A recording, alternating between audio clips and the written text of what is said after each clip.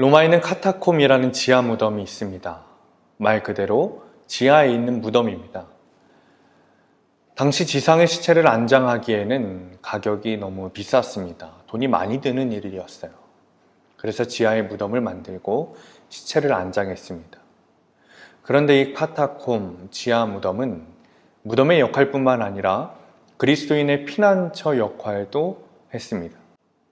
당시 로마의 박해를 많이 받았던 그리스도인들은 아무런 이유 없이 지하 감옥에 끌려가기도 했고 수많은 죽음을 당하기도 했습니다. 로마 시대에 그 박해를 피할 장소가 필요했던 것이죠. 그래서 그들은 지하로 숨어 들어갔습니다. 그래서 이 지하 무덤 카타콤이 그들의 피난처, 삶의 터전이 된 것입니다. 예수를 믿는다는 이유로, 그리스도인이라는 이유로 참 살기 어려웠던 것이죠. 그런데 현재 코로나19 시대를 살아가는 우리 그리스도인들 역시 너무 살기 어려운 것 같습니다. 요즘 들어 더 그런 생각이 드는 것 같습니다. 혹시 이런 말 들어보셨습니까? 기독교 19. 코로나19와 기독교를 동일하게 여기며 기독교를 비판하는 말입니다. 일부 방역 체계를 무시하고 전염병을 전파하는 데 일조한 교회를 비꼬고 비난하는 말이죠. 코로나19라는 전염병이 얼마나 지독한 병인지 다들 아시죠? 그것을 아신다면 기독교 19라는 말이 얼마나 무서운 말인가 느껴지실 것입니다. 이 시대에 그리스도인으로 살아가는 것이 정말 어려운 일입니다. 세상뿐만 아니라 많은 그리스도인들과 교회가 일부 방역 체계를 무시한 목사와 교회를 비판합니다. 저는 충분히 할 수 있는 비판이라고 생각합니다. 일부 교회와 일부 목사가 모든 이들이 어려워하고 모든 사회가 어려워하는 이때에 이기적인 행태를 보여왔습니다. 그로 인해 많은 사람들이 그리고 사회가 위험에 빠졌습니다. 우리 그리스도인들에게 그것이 더 크게 다가오는 이유가 있습니다. 왜냐하면 대부분의 교회와 대부분의 교인들이 방역 체계를 잘 준수하게 지켜왔기 때문입니다. 오히려 세상에 칭찬받을 만한 많은 사례들을 만들어 온 것이 사실입니다. 그런데 일부 교회와 일부 목사들로 인해 전체 교회가 그들과 일반화되어 비판받는다는 것이 참 마음 아픈 일이죠. 칭찬받아 마땅한 교회들이 굉장히 많은데도 불구하고 비판을 받고 있는 것입니다. 그리스도인으로 살아가기 정말 어려운 시대입니다. 그런데 곰곰이 한번 생각해 봤습니다. 기독교 19라는 세상, 그리스도인이 살아가기 어려운 세상을 누가 만들었는가? 제 대답은 그리스도인이 스스로 자초했다는 것입니다. 내가 그렇게 만들었다는 것이죠. 우리가 그렇게 그리스도인이 살아가기 어려운 세상으로 만들었다는 것이죠. 여러 잘못된 믿음과 신앙과 신학이 일부 목사와 교회들로 인해 드러났습니다. 그러나 대다수의 교회들이 그것을 바로잡으려고 하지 않았어요. 오히려 방관하고 말았습니다. 그들을 바라보면서 나만 아니면 돼 라고 말하고 그들을 그냥 내버려 두었습니다. 이 일은 현재 코로나19 시대에 시작된 것이 아닙니다. 100년이 넘는 한국교회 역사 가운데 계속되어 온 일입니다. 한국교회는 그동안 성공, 경쟁, 재물이라는 만문의 신을 섬기며 서로를 비난하고 서로를 짓밟아 왔습니다. 우리는 그리스도인이 살아가기 어려운 시대가 된 것을 남의 탓으로 돌릴 이유가 없습니다. 우리 스스로 그렇게 만들었기 때문입니다.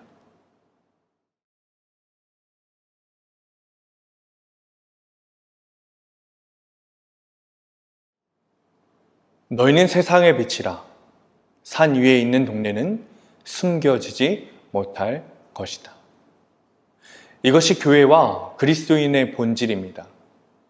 빛을 품고 사람들에게 드러나야 합니다. 어둠인 세상과 다르게 빛을 품고 사람들이 바라보게 해야 합니다. 그런데 빛을 잃었습니다. 어둠이 되어 세상 속에 숨겨지고 말았습니다. 그렇다면 어떻게 그리스도인의 본질로 빛으로 돌아갈 수 있는가? 어떻게 해야 사람들이 저 산 위에 동네가 있구나 라며 그 빛을 바라보게 할 수 있는가? 이 질문의 대답은 제 질문에 담겨져 있습니다. 돌아가야 합니다. 다시 빛으로 돌아가야 합니다. 다시 하나님께로 돌아가야 합니다. 우리는 그것을 회개라고 부릅니다. 우리는 그동안 보였던 우리의 삶의 태도를 바꾸어야 합니다. 그는 나와 상관없어. 이 지역은 나와 상관없어 라는 태도를 바꾸어야 합니다. 이웃은 드러나 있는 산 위의 동네를 바라볼 수밖에 없습니다. 지역은 감추어지지 않는 교회를 바라볼 수밖에 없습니다. 그러므로 이제 우리는 그는 나와 상관없어, 이 지역은 나와 상관없어, 우리와 상관없어 라는 삶의 태도를 바꾸어 그는, 우리 이웃은, 우리의 지역은 내가 품고 있는 빛을 바라보게 해야 해 라는 삶의 태도로 바꾸어야 합니다. 그렇게 삶의 태도를 바꾸는 것이 기독교일구, 그리스도인이 살아가기 어려운 세대를 살아가는 그리스도인의 회개이기 때문입니다. 미워하는 마음을 바꾸는 것만큼이나 살아가는 방식을 바꾸는 것 역시 큰 회개이기 때문입니다. 위기는 기회다 라는 말을 합니다. 코로나19는 그동안 우리가 어떻게 살아왔는가를 되돌아보게 합니다. 그리고 우리가 어떻게 살아가야 하는지를 생각하게 합니다. 역사적으로 보면 평안할 때는 위대한 정신이 나오지 않았습니다. 그러나 어려울 때, 위기일 때 큰 정신이 언제나 등장했습니다. 코로나19 시대에 교회가 다시 빛을 품고 그들에게 빛이 되어준다면 교회는 큰 영향력과 선한 영향력을 펼칠 수 있을 것입니다. 자, 그럼 우리 일주일간 이렇게 살아갑시다. 첫째, 여러 가지 이유로 교회 또는 그리스도인을 비방하는 사람들에게 그리스도인이라 죄송합니다 라고 이야기합시다. 변명하지 맙시다. 단지 그리스도인의 삶을 살지 못했던 나의 삶을 반성하면서 그리스도인이라 죄송합니다 라고 이야기합시다. 두 번째, 우리가 먼저 예방수칙을 철저하게 지키고 마스크를 정성껏 준비하여 주변 이웃들에게 3명 이상 선물합시다. 이웃들에게, 우리 지역에게 빛으로, 그리스도인으로, 교회로 역할을 잘 감당하며 살아갑시다. 자, 우리 이렇게 살아갑시다.